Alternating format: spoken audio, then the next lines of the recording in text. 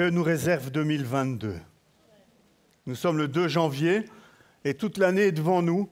Que nous réserve cette année 2022? Nous sommes nombreux à vouloir savoir. Je pense que sur la surface de la Terre, il y a des millions et des millions de personnes qui essayent de savoir ce que sera 2022. C'est, paraît-il, la période de l'année où les charlatans en tout genre font le plus de profit. Hier, je me suis dit, tiens, si j'envoyais un mot sur le groupe de l'église en demandant s'il n'y a pas quelqu'un qui pourrait me prêter une boule de cristal. Je ne l'aurais pas utilisé, mais j'aurais fait la comparaison entre chercher une réponse dans la boule de cristal et chercher une réponse dans la parole de Dieu. Après, je me suis dit, je suppose qu'il n'y a personne qui a une boule de cristal. Et puis celui qui en a une, à mon avis, ne voudrait pas la porter. Donc j'ai laissé tomber l'idée. Mais on aimerait vraiment savoir ce que nous réserve cette année 2022.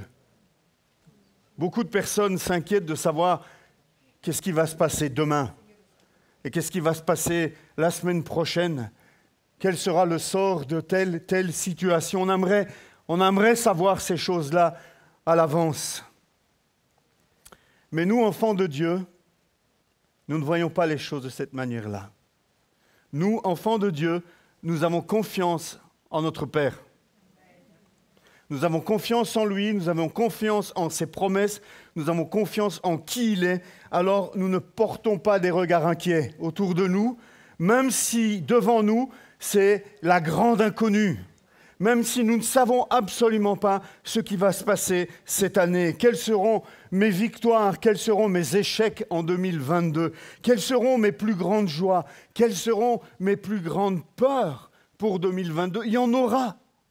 J'aurai des échecs, j'aurai des victoires, j'aurai des peurs et j'aurai des joies. Ça, je le sais. Vous le savez aussi. Mais nous avons confiance en notre Dieu. Et la parole que j'ai reçue pour nous, pour l'Église, pour cette année, c'est ce verset qu'on trouve, tiens, je vais voir si vous savez où. « Purifiez-vous, car demain, l'Éternel fera des miracles au milieu de vous. » Waouh! J'aurais dû demander à Philippe de se taire d'abord. J'oublie toujours. Mais il est bien là. « Purifiez-vous, car demain, l'Éternel fera des miracles au milieu de vous. » Qu'est-ce qu'il y aura en 2022? Demain, des miracles que l'Éternel fera au milieu de nous. Amen. Ce texte, on le trouve effectivement dans Josué, au chapitre 3, au verset 5. Et c'est une parole qui est donnée par Dieu juste avant de traverser le Jourdain. Le peuple hébreu a vécu pendant 40 ans dans le désert.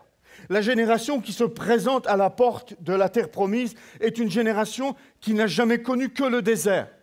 Je vous rappelle que ceux qui sont sortis d'Égypte sont tombés dans le désert. Vous vous souvenez de cette histoire? Et ceux qui vont entrer en terre promise, c'est une nouvelle génération qui n'a ni connu l'Égypte, ni connu la terre promise, qui n'a connu que le désert pendant 40 années. Ils ont été nourris de manne et de caille pendant 40 ans. Ils ont connu la fidélité de Dieu et la protection de Dieu pendant 40 ans. Une génération particulière. Un peuple qui était pleinement adapté à la vie nomade du désert. Mais là, ce peuple se trouve à l'entrée de la terre promise. Il n'y a plus que le Jourdain à franchir, plus que le Jourdain qui leur barre la route, et ils vont entrer dans la terre promise. Qu'y a-t-il au-delà du Jourdain? Mettez-vous à la place de ces Hébreux qui, pendant 40 ans, n'ont connu que le désert et ont grandi dans le désert. Et là, ils sont devant la rivière, le Jourdain, avec cette interrogation, qu'y a-t-il de l'autre côté? Comme nous, aujourd'hui, qu'y a-t-il pour nous en 2022? Et je me suis dit, mais finalement, on pourrait tirer un parallèle entre ces Hébreux qui vont traverser le Jourdain, qui n'ont jamais connu autre chose que le sable et les cailloux du désert, et nous qui sommes à l'aube de 2022. Que nous réserve cette terre promise, se disait-il. Ils ne savaient pas ce que c'était. Ils en avaient entendu parler au travers des espions, mais n'avaient jamais traversé ce Jourdain. Et moi, je veux faire un parallèle ce matin, frères et sœurs, entre ces Hébreux, ce peuple hébreu, et nous. Comme eux, un choix s'impose à nous en début d'année. Qu'allons-nous faire? Que ferons-nous à l'aube de 2022? Est-ce que nous allons rester dans notre zone de confort, dans nos habitudes, dans nos sécurités, dans nos acquis de 2021? Ou bien sommes-nous prêts à aller au-devant des miracles et des merveilles que Dieu veut faire avec nous, pour nous, en 2022? Les Hébreux avaient ce choix. Ils pouvaient se dire, non, restons là où nous connaissons. Restons là où Dieu a pourvu pendant 40 ans. C'est vrai que c'est toujours la même chose, c'est vrai qu'on mange depuis 40 ans la même nourriture, mais au moins, nous savons que nous recevons de la nourriture.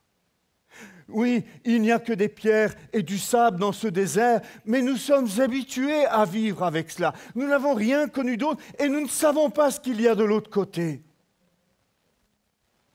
Je pense qu'il y a parfois des chrétiens qui sont dans cette attitude-là, devant de nouvelles choses. Des chrétiens qui se disent, oui, peut-être qu'il y a de meilleures choses derrière cette porte, mais ce n'est pas sûr. Et ça me fait peur et je ne connais pas. Alors je préfère finalement ne pas franchir cette porte. Nous sommes dans cette situation-là à l'aube de 2022. Qu'allons-nous faire? Qu'allez-vous faire, frères et sœurs? Je propose que nous comparions ce début d'année 2022 à l'entrée de ce peuple hébreu en terre promise. Et je propose que nous regardions ce matin les instructions que Josué a laissées au peuple et nous demander ce matin si ces instructions sont encore pertinentes pour nous aujourd'hui en 2022. Alors on va lire le début de Josué chapitre 3. On lit ceci. S'étant levé de bon matin, Josué partit de Sittim avec tous les Israélites. Ils arrivèrent au Jourdain et passèrent la nuit là avant de le traverser. Au bout de 3 jours, nous c'est le deuxième, mais on n'est pas loin. Au bout de 3 jours, les officiers parcoururent le camp et donnèrent cet ordre au peuple. Lorsque vous verrez les prêtres, écoutez bien le verset 3 parce que je vais tout construire là-dessus.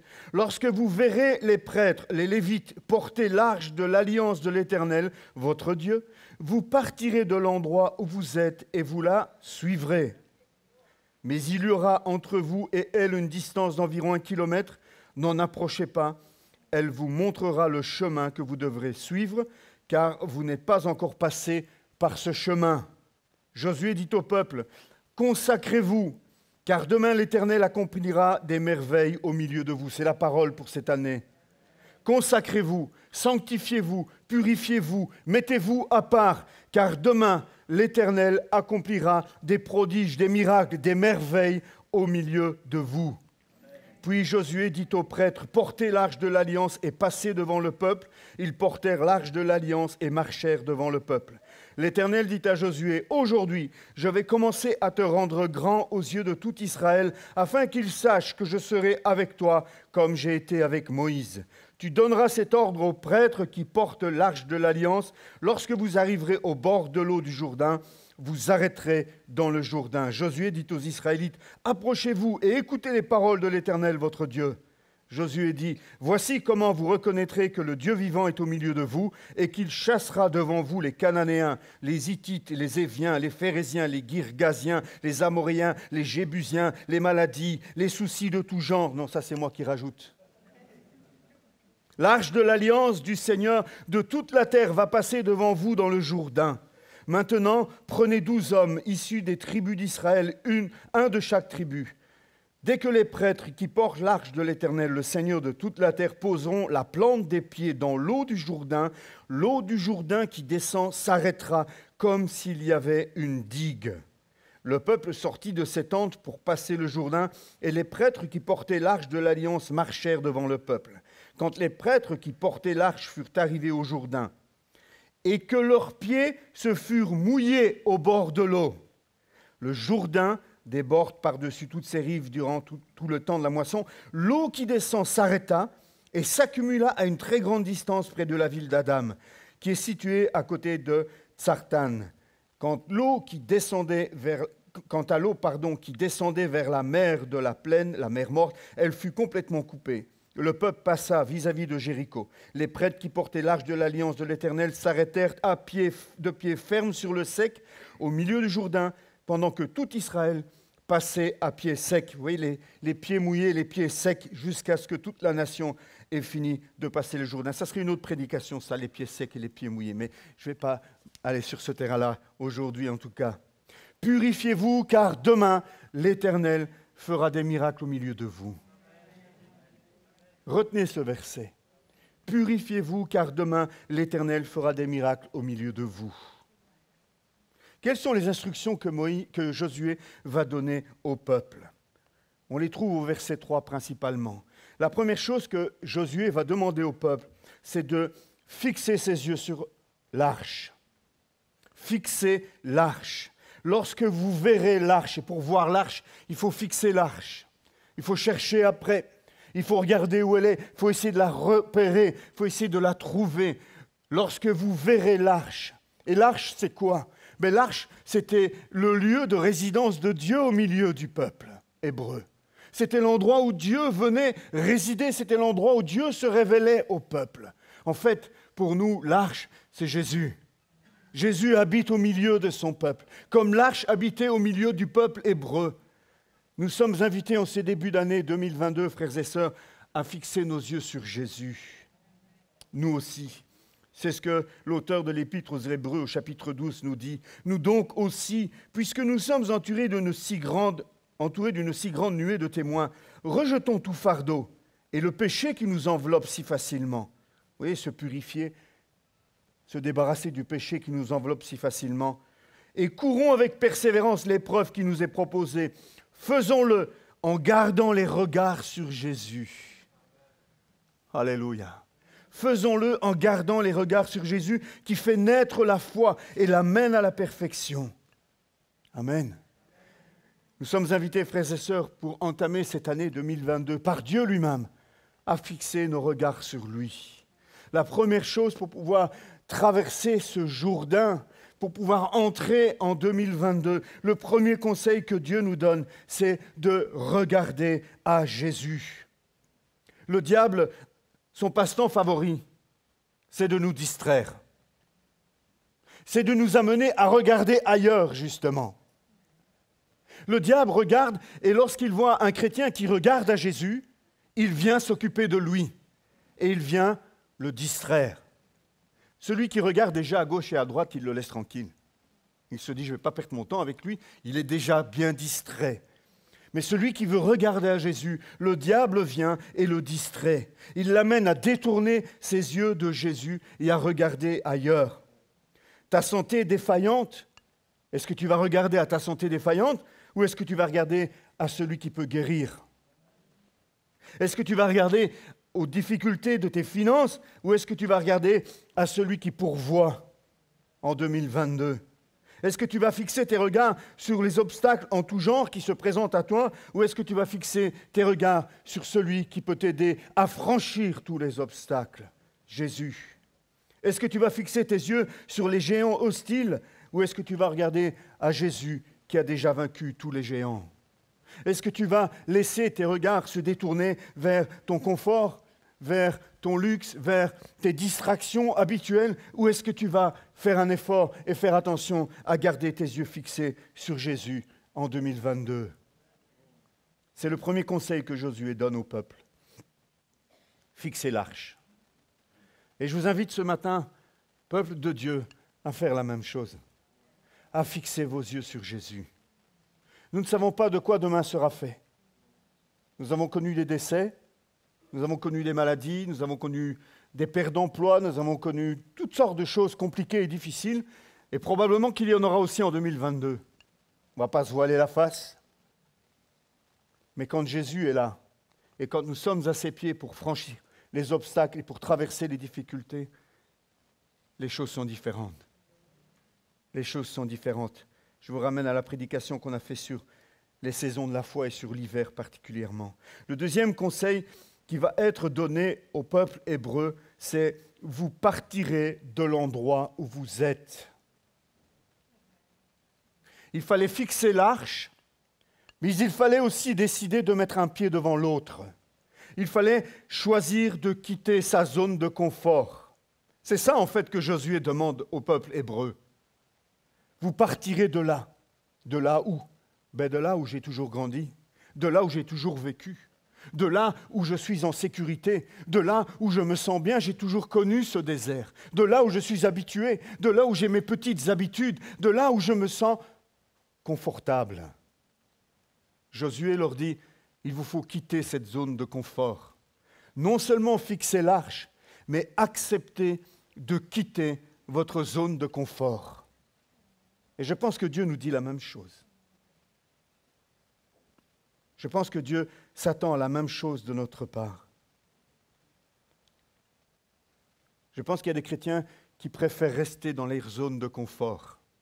Des chrétiens qui préfèrent vraiment rester dans leurs petites habitudes.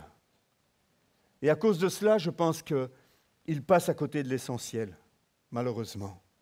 Ils ont le sentiment que tout va bien, ils ont le sentiment qu'ils sont au bon endroit, mais en réalité, je pense qu'ils passent à côté de ce que Dieu veut leur donner de meilleur. Un chrétien n'est pas appelé à tourner en rond. Un chrétien n'est pas appelé à faire du surplace. Un chrétien est appelé à marcher, à avancer, à progresser, à grandir et aller de victoire en victoire. Parce que notre Seigneur, notre Dieu, est un Dieu de victoire, un Dieu de progrès, un Dieu de mouvement, un Dieu de changement. Quittez la zone de confort.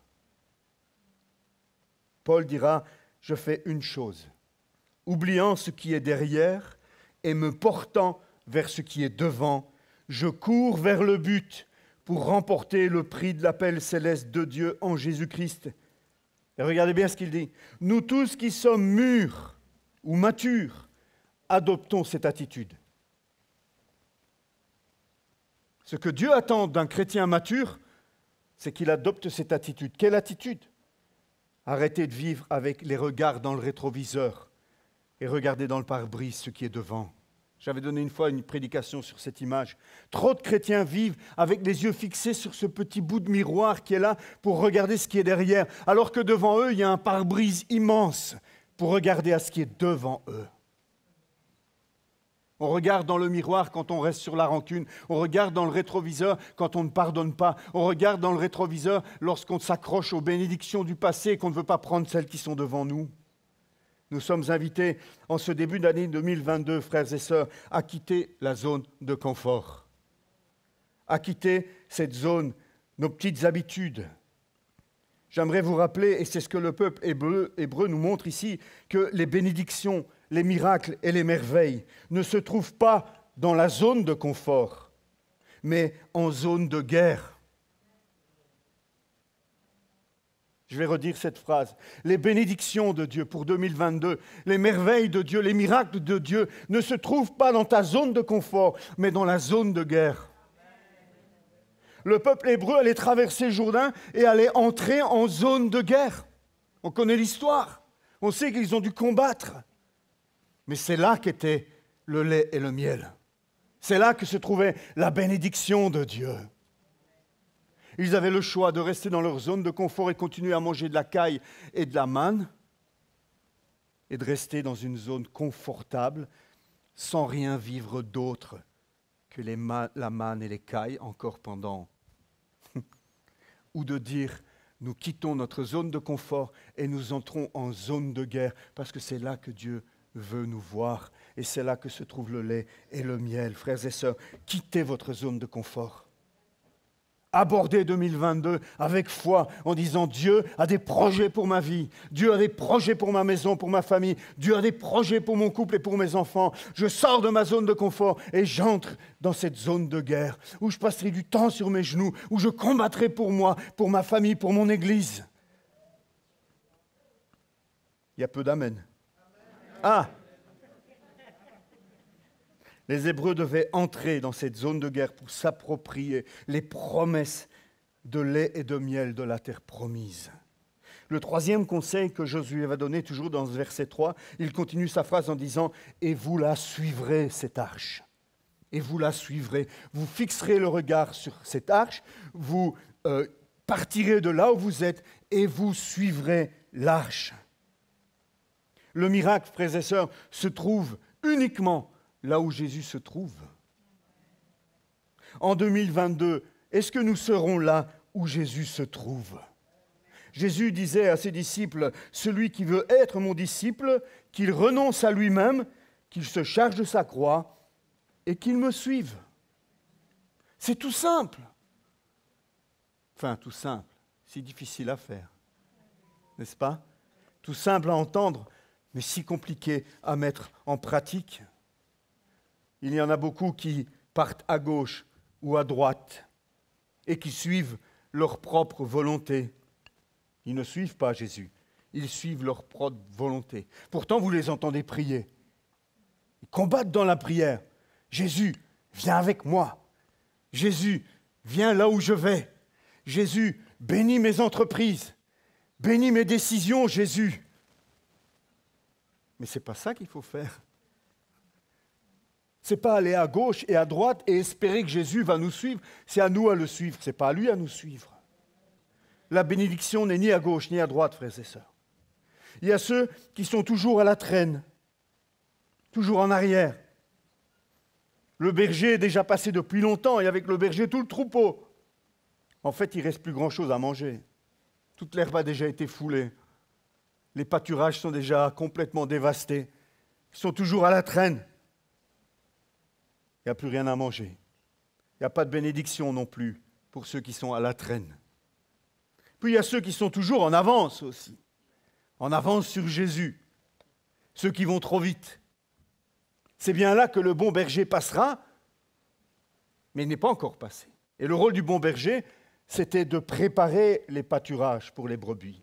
C'était d'enlever les pierres, c'était de repérer les crevasses, c'était d'enlever les mauvaises herbes, les plantes vénéneuses qui étaient dangereuses pour les brebis qui sont un peu stupides et qui mangent n'importe quoi, qui vont n'importe où et qui ne sont pas très raisonnables. Je ne sais pas si vous vous reconnaissez, moi je me reconnais bien là-dedans. Être trop en avance, ce n'est pas bon non plus. La bénédiction n'est pas là non plus. Enfin, j'espère que c'est vous, il y a ceux qui vivent une vie passionnante et abondante au pied du Maître, parce que c'est là qu'est la bénédiction pour 2022, au pied du Maître. C'est là que tu n'as rien à craindre face aux inconnus de 2022, au pied du Maître. Fixez les regards sur Jésus, sortez de votre zone de confort et suivez le Maître. Et enfin, le dernier conseil que Josué va donner, c'est sanctifiez-vous. Purifiez-vous dans certaines versions, consacrez-vous dans d'autres. Sanctifiez-vous car demain l'Éternel fera des prodiges au milieu de vous. Dans l'hébreu, c'est consacrez-vous, purifiez-vous, sanctifiez-vous. C'est aussi séparez-vous d'eux. C'est couper avec. C'est cette image-là qui est reprise dans ce mot hébreu pour se sanctifier, se purifier, se séparer d'eux, couper avec. Jacques nous le dit avec ces mots à lui. Approchez-vous de Dieu, il s'approchera de vous. Nettoyez vos mains, pécheurs, purifiez votre cœur, homme partagé. Ayez conscience de votre misère, soyez dans le deuil et dans les larmes, que votre rire se change en deuil et votre joie en tristesse. Humiliez-vous devant le Seigneur et il vous élèvera. Voilà ce que Dieu attend aussi de nous pour cette année, pour ce début d'année. Dieu s'attend à ce que nous nous mettions à part. Le miracle, la bénédiction est pour ceux qui se sanctifient, qui se mettent à part. N'entrons pas en 2022, frères et sœurs, sans balayer de nos cœurs toute rancœur, tout murmure, toute jalousie, non-pardon, pensée de vengeance, médisance, critique, paresse. Je pourrais allonger la liste, elle est longue. Toutes ces petites choses que vous seuls voyez, toutes ces petites choses qui sont enfouies en nous et que votre voisin, parfois même votre conjoint, ne voit pas. Dieu désire, pour entamer cette année 2022, que vous puissiez vous attaquer à ces choses-là. Parce qu'il est saint, il demande que nous soyons saints. Hébreux 12, 14 nous rappelle que sans la sanctification, personne ne verra le Seigneur. C'est à prendre avec le plus grand sérieux. On est des spécialistes pour voir les gros péchés dans la vie des autres, mais pour être indulgents avec toutes nos petites fautes cachées, avec nos compromis personnels, etc. Il n'y a pas de terre promise pour celui qui ne cherche pas la sainteté. Nous sommes appelés, en tant qu'enfants de Dieu, à chercher cette sainteté, à vivre dans cette sainteté. Pas de terre promise pour celui qui fait des compromis avec son péché, pour celui qui apprend à vivre avec. Regardez la conquête de Canaan. Elle nous parle encore une fois. En fait, c'était une quête de pureté. La conquête de Canaan, c'était purifier le territoire. C'était ôter du territoire toutes ces idoles et toutes ces pratiques de sorcellerie où on immolait des enfants, où on se prostituait avec des statues. Dieu voulait que la terre promise soit purifiée. Tu es sa terre promise aussi. Et Dieu veut aussi que ton territoire soit purifié. Et chaque fois que le peuple hébreu a fait des compromis avec le péché, ou a vécu avec le péché, sans obéir à Dieu qui demandait d'éradiquer, ils sont tombés. Ils sont passés à côté de la bénédiction. Et je pense que trop de chrétiens vivent à côté de la bénédiction de Dieu à cause de tous ces compromis, à cause de ces petits péchés avec lesquels on apprend à vivre. Dieu ne veut pas cela. Dieu ne veut pas cela pour ta vie. Dieu qui a fait de toi le temple, sa maison, ne veut pas habiter dans une poubelle. Il veut habiter dans un vrai palais. Et il a la capacité de transformer ta poubelle en palais. C'est extraordinaire. C'est ça que Jésus a commencé à faire lorsqu'il est entré dans ma vie. Il a commencé à transformer la poubelle de mon cœur, ce dépôt d'immondice qui était mon cœur, pour ne pas dire une fosse septique. Il a commencé un travail. Et ce travail, il le poursuit proportionnellement à ma collaboration avec lui. Il ne me force rien, mais chaque fois que je lui dis « Seigneur, change mon cœur, purifie mon cœur », il se remet à l'ouvrage et il continue cette transformation. Pour 2022, frères et sœurs, Dieu veut que nous nous mettions à part.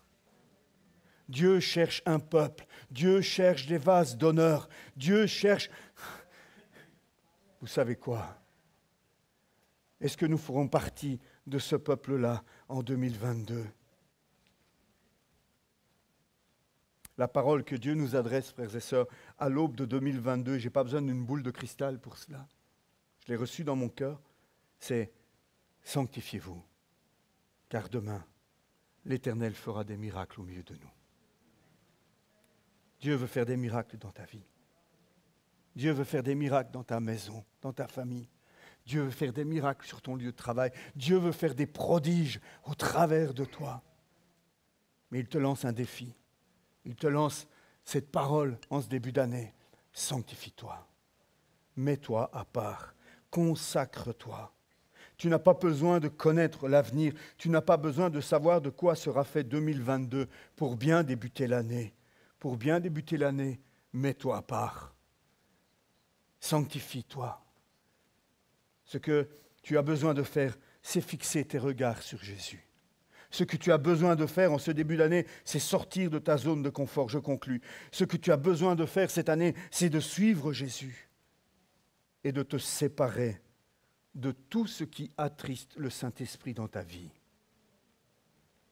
Je dis bien de tout ce qui attriste le Saint-Esprit dans ta vie. Ton voisin ne sait pas de quoi je parle, mais toi tu sais de quoi je parle. C'est là que vous pouvez dire Amen. Le Saint-Esprit nous parle tellement bien. Enfin, en tout cas, je suppose que je ne suis pas une exception.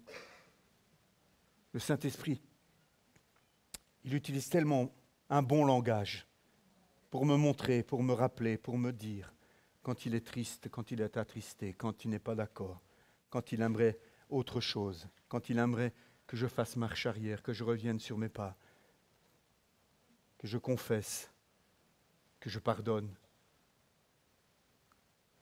C'est ce que Dieu veut pour toi aussi en ce début d'année. Dieu te dit, ne commence pas cette année comme tu as terminé 2021. N'entre pas en 2022 avec ton sac à dos rempli. N'entre pas en 2022 avec tous ces boulets que tu traînes.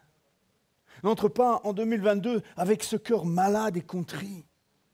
Entre dans cette terre promise qui est pour toi l'année 2022, toutes ces bénédictions, ces prodiges que j'ai pour toi. Entre-y le cœur léger. Fais le choix ce matin pour entamer cette année de te mettre à part. C'est vrai que c'est un programme plus difficile que de payer 100 € pour aller voir Madame Irma ou un autre charlatan. Mais croyez-moi, c'est un programme d'une efficacité redoutable, beaucoup plus efficace. Le prix à payer est plus lourd, mais les bénéfices sont incalculables. Incalculables. En 2022, Dieu va faire des choses prodigieuses, je prophétise cela. Dieu va faire des choses prodigieuses. Pourra-t-il les faire au travers de toi? C'est la question. Seras-tu là où le Maître se trouve en 2022? Ou seras-tu trouvé à gauche, à droite, perdu? Seras-tu trop en avance ou à la traîne? Seras-tu là où le Maître veut que tu sois? Souvent, nous entendons des critiques envers Dieu. Parfois même, nous-mêmes, nous avons des pensées critiques envers Dieu. On dit, mais pourquoi tu fais cela? Et pourquoi tu ne fais pas ceci? Pourquoi tu ne réponds pas à cela ou à ceci? Mais est-ce que nous faisons notre part, frères et sœurs? Nous sommes prompts à blâmer Dieu. Mais est-ce que nous sommes prompts à faire ce que Dieu attend de nous? Est-ce que Dieu peut encore trouver dans son Église des vases d'honneur? Trouve-t-il encore des hommes et des femmes qui se mettent à part, qui se consacrent, qui se séparent pour Dieu? Être saint, c'est ça en fait. Être saint, c'est être mis à part pour un service. Vous êtes saints. La Bible dit, c'est paradoxal, mais la Bible dit que nous sommes saints, mais qu'en même temps, nous devons grandir dans la sainteté. En Christ Jésus, nous sommes saints déjà, parce que nous sommes justifiés, lavés par son sang, mais en même temps, nous savons très bien à l'intérieur qu'il y a encore du travail à accomplir. Alors, nous sommes saints et nous nous réjouissons de cela. Nous pouvons entrer dans la présence de Dieu, nous approcher avec assurance du trône de la grâce, parce que nous sommes saints. Mais en même temps, il y a un travail qui doit être fait en nous. Dieu veut que nous nous mettions à part pour lui. Frères et sœurs, commençons 2022 en mettant de l'ordre dans nos vies. Invitons l'Esprit de Dieu à nous parler, à nous montrer ce qui ne va pas en nous. Car ce que Dieu veut pour 2022, c'est Paul qui le dit dans 1 Thessaloniciens 4, verset 3, c'est notre sanctification. Ce que Dieu veut, c'est notre sanctification. Rien ne sert de courir les rues, rien ne sert de passer des heures à aider son prochain, rien ne sert de passer des heures dans la louange, l'adoration. S'il n'y a pas la sanctification, ce que Dieu veut en tout premier lieu, c'est notre sanctification. Et il y a du pain sur la planche, frères et sœurs. Pour chacun d'entre nous, il y a du pain sur la planche. Ça, c'est notre part. Et Dieu fera la sienne. Si nous faisons notre part, il est fidèle pour faire la sienne. Amen. Qui veut traverser le Jourdain ce matin? Qui veut se lever? Qui veut se lever et traverser le Jourdain ce matin? Qui veut dire, Seigneur, je reçois cette parole comme une parole qui vient de toi, je la prends. Et, Seigneur, je veux rechercher cette sanctification. Je veux marcher dans la sainteté. Je veux marcher dans la pureté. Et si je tombe demain, je me relèverai demain. Et si je tombe après-demain, je me relèverai après-demain. Parce que sur la croix, tu as payé le prix pour que je puisse rester debout pendant toute l'année 2022. Ça ne dépend pas de moi, cela. C'est sa grâce qui se renouvelle chaque matin. Son sang versé à la croix est pleinement efficace pour te permettre de te relever tous les jours de cette année 2022. Alors nous fixons nos regards sur Jésus ce matin. Nous choisissons de sortir de notre zone de confort. Même s'il y a eu des belles choses en 2021 auxquelles on aimerait se raccrocher, il y a mieux devant. Et nous quittons notre zone de confort et nous suivons Jésus. Et pendant cette marche où nous suivons Jésus, nous choisissons la sanctification. Nous choisissons de dire non à tout compromis dans notre vie. Nous choisissons de refuser de vivre avec le péché. Nous refusons de nous accommoder au péché. Nous refusons de nous habituer même aux plus petits des péchés dans notre vie. Parce que nous sommes le peuple de Dieu. Et parce qu'il est saint, nous voulons être saints. Parce que ce qu'il veut, c'est notre sanctification. Alors, nous voulons aussi cette sanctification. Parce que sans progrès dans la sainteté, nul ne peut voir Dieu, dit la Bible. Merci Seigneur pour cette parole. Merci Seigneur pour ce peuple debout. Ce peuple qui reçoit cette parole, Seigneur, non pas d'une boule de cristal, mais qui reçoit cette parole de ta parole. Celle qui ne change pas. Viens-nous en aide, Seigneur. Nous savons que nous ne pouvons pas le faire par nos propres forces. Nous savons que, Seigneur, nous ne pouvons pas, comme le peuple hébreu n'a pas pu remporter ces victoires extraordinaires en terre promise par leur propre force. C'est toi qui le faisais au travers d'eux. Et je crois aussi, cette année, Seigneur, pour ceux qui sont debout ce matin, tu le feras au travers d'eux. Tu feras tomber Jéricho. Tu feras tomber Haï, tu feras tomber Bethel, tu feras tomber toutes les villes fortes qui se présenteront sur notre chemin dans la mesure où nous marcherons dans la sainteté. Que ton nom soit élevé, Seigneur, que ton nom soit glorifié ce matin. Nous voulons que nos vies te glorifient. Nous voulons que nos vies reflètent ta gloire, Jésus. Amen.